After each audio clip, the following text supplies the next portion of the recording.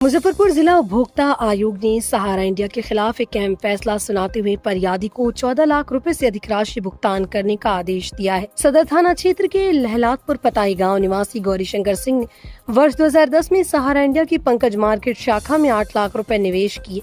Company की ओर से उन्हें हर महीने 7,000 रुपए ब्याज देने का आश्वासन दिया गया, लेकिन आरोप है कि सहारा के कर्मियों ने कागजी हेरफेर कर राशि को दूसरी शाखा में जमा कर दिया, जिससे उन्हें ब्याज का पूरा लाभ नहीं मिल सका। वर्ष 2020 में परिपक्वता अवधि पूरी होने के बावजूद राशि नहीं मिलने पर गौरीशंकर सिंह ने 17 जून 2020 को जिला उपभोक्ता आयोग में मामला दर्ज कराया। सुनवाई के बाद आयोग के अध्यक्ष पीयूष कमल दीक्षित और सदस्य सुनील कुमार तिवारी की पीठ ने सहारा इंडिया को 14,37,000 रुपए भुगतान करने का आदेश दिया। साथ ही 17 जून 2020 से 8% ब्याज, 20,000 रुपए हर्जाना और 10,000 रुपए बाद खर्च देने का निर्देश भी दिया गया। आयोग ने 45 दिनों के भीतर भुगतान करने को कहा, अन्यथा 10% वार्षिक ब्याज देना होगा।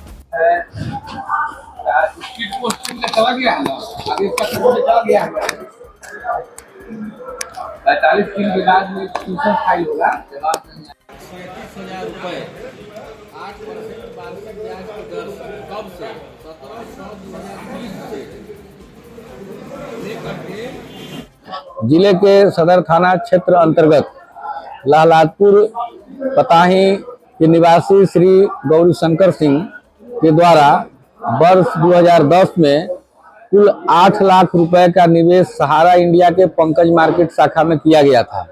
सहारा इंडिया के उस समय के पदाधिकारियों के द्वारा बताया गया था कि इसके एवज में प्रति माह 7,000 रुपए ब्याज दिया जाएगा, लेकिन इन लोगों ने क्या किया कि डॉक्यूमेंट का हेराफेरी कर दिया और कागजातों पर दस्तखत वगैरह करा करके इनका एक खाता खोल दिया कर्जा शाखा में।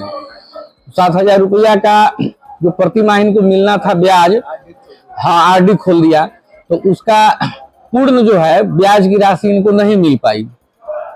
उसके बाद में 2012 में भी कुछ डॉक्यूमेंटेशन वगैरह कराया, तो नियम के सहारा इंडिया के ही हिसाब से 2020 में उस पैसा का परिपक्वता पूर्ण होना था। तो पैसा जब परिपक्व हो गया फिर भी उनका जो है सो राशि नहीं मिला, तो ठग हार करके श्री गौरीशंकर सिंह के द्वारा 17/6/2020 को माननीय जिला उपभोक्ता आयोग मुजफ्फरपुर के समक्ष एक मुकदमा दर्ज किया गया। यह मुकदमा करीब 6 वर्ष चला है।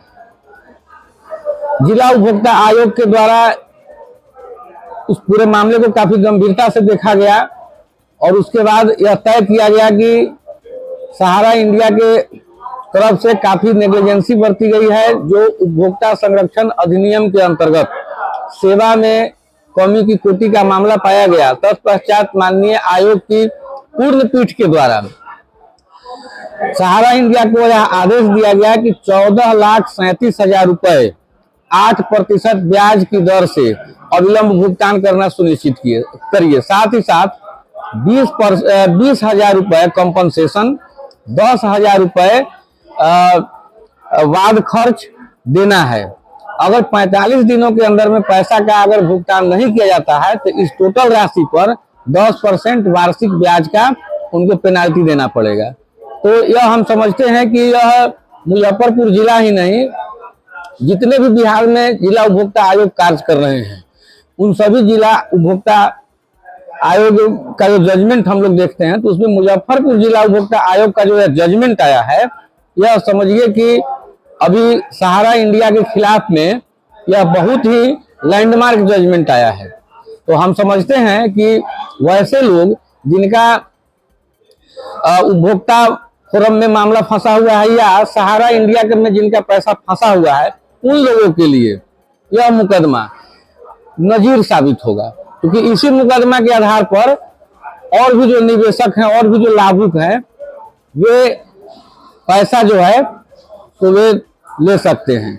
और हम आपके माध्यम से बताना चाहेंगे कि डिस्ट्रिक्ट कंज्यूमर कमीशन मुजफ्फरपुर के वेबसाइट से आप इस ऑर्डर की कॉपी निकाल सकते हैं, जिनका केस नंबर 92/2020 है। तो इसी जजमेंट के आधार पर यह आम लोगों के लिए यह बहुत ही अच्छा फैसला आया है, क्योंकि सहारा इंडिया से काफी त्रस्त लोग हैं तो उन लोग इस जजमेंट का उपयोग कर सकते हैं, क्योंकि यह बहुत ही अच्छा जजमेंट अभी आया हुआ है। क्या लग रहा है, कब तक पैसा मिल सकता है, लोगों को उम्मीद लग रहा है? देखिए, जो सहारा इंडिया की जो रवैया है, यह नेतृत्व विहीन, यह एक फ्रॉड कंपनी है। तो क्योंकि सरकार की दबिश के चलते, सरकार की सक्रियता के चलते उसके संपत्ति को कुछ जब्त करके रखा गया है, सरकार रखा है, तो जिससे लोगों को अभी भी उम्मीद है। लेकिन सहारा इंडिया एक फ्रॉड कंपनी है, तो ऐसे में न्यायालय सर्वोपरि है। कंज्यूमर कोर्ट में लोग खुद से भी मुकदमा लड़ सकते हैं, अगर जागरूक लोग हैं तो अपने से भी मुकदमा वहां पर लड़ सकते हैं, कोई शुल्क नहीं लगता है। लोगों को खुद से मुकदमा लड़ करके इसमें अपना निर्णय लेना चाहिए।